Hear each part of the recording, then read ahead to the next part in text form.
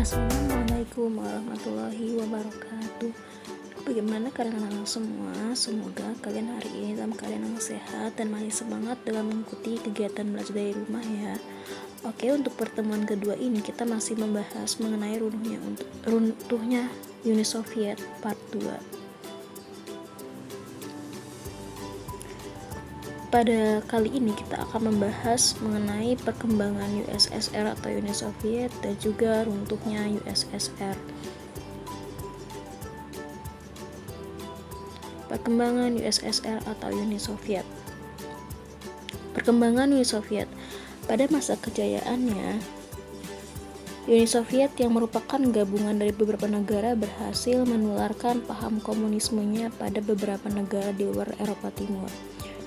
Pada Perang Dingin ini mendorong negara-negara kecil agar terlibat konflik lebih dalam.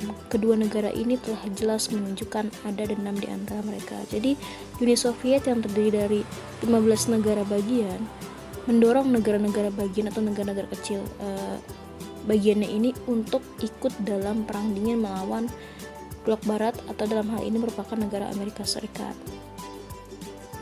Perubahan yang terjadi di Uni Soviet terjadi pada masa Presiden Mikhail Gorbachev. Gorbachev ini menyadari bahwa Uni Soviet sudah tertinggal jauh dari negara-negara maju. Dalam hal ini, Gorbachev berupaya untuk membuat sebuah reformasi untuk memperbaiki tatanan kehidupan sosial ekonomi yang ada di Rusia. Kedudukan Uni Soviet sebagai negara adik kuasa ternyata tidak bertahan lama. Uni Soviet runtuh justru terjadi karena maraknya pembaharuan di negara tersebut akibat reformasi yang dilakukan oleh Gorbachev yang tujuannya tadi awalnya untuk memperbaiki sistem tatanan sosial ekonomi Uni Soviet yang sudah tidak baik-baik saja atau yang sudah rusak, namun nyatanya bahwa reformasi tersebut malah membawa kehancuran kepada runtuhnya Uni Soviet dan berpisahnya negara-negara bagian dari Uni Soviet. Uni Soviet sendiri merupakan federasi dari 15 negara atau gabungan dari 15 negara. Uni Soviet dikenal sebagai negara tirai besi yang mana kebebasan tidak ada di sana. Semua sektor kehidupan dikontrol oleh negara, yang mana hal ini berarti pemerintahan di sana bersifat otoriter dan juga sentralistis. Orang luar tidak banyak yang tahu mengenai keadaan yang sebenarnya. Hingga datanglah seorang pemimpin bernama Mikhail Gorbachev. Di sini ada gagasan reformasi Gorbachev untuk memperbaiki tatanan negaranya. Yang pertama, glasnost atau keterbukaan, berupa membuka dialog baik masalah tentang politik, ekonomi maupun sosial. Glasnost membuka adanya kebebasan berpendapat di berbagai aspek kehidupan. Jadi di sini masyarakat Uni Soviet bebas untuk membuka dialog mengenai politik, ekonomi maupun sosial. Yang kedua ada perestroika atau restrukturisasi, berupa pembaharuan struktur ekonomi, politik, dan sosial budaya. Restrukturisasi ini terjadi di bidang ekonomi yang mana sebelumnya itu Uni Soviet menganut sistem ekonomi sentralisasi, sosialisme, komunisme berubah menjadi sistem ekonomi yang lebih desentralisasi, sosialisme dan juga demokrasi. Yang ketiga, demokratisasi, yakni desentralisasi politik dalam bentuk pemberian wewenang penuh kepada negara-negara bagian untuk mengurus wilayahnya sendiri dalam naungan Uni Soviet. Jadi di sini Gorbachev memberikan kebebasan kepada negara-negara bagian 15 negara lainnya untuk mengatur sendiri urusan politik wilayah mereka masing-masing.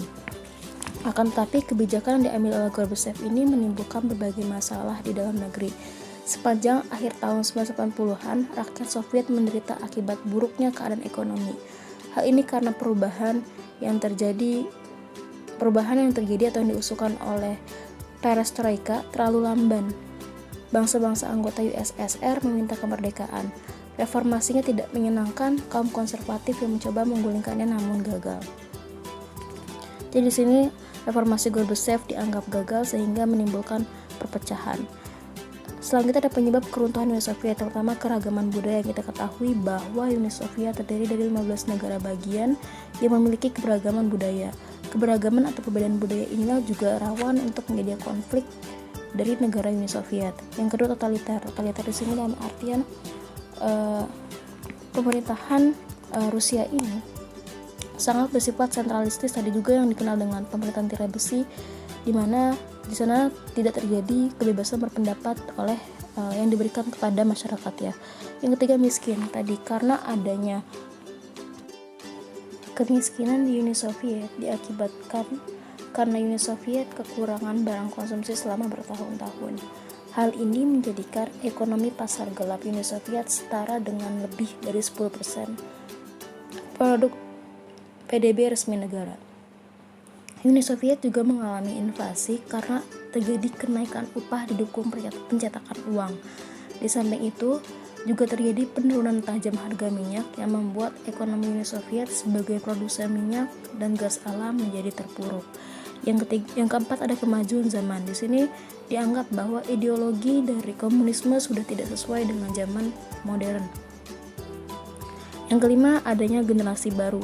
Hal ini dikarenakan kebijakan atau reformasi Gorbachev ini membuat paham-paham dunia barat bisa masuk dan diakses oleh masyarakat Uni Soviet. Akhirnya masyarakat Uni Soviet ini pun lebih menyukai dan lebih menggemari kebudayaan barat, sehingga lahirnya generasi baru dari Uni Soviet yang menyukai kebudayaan dari bangsa barat.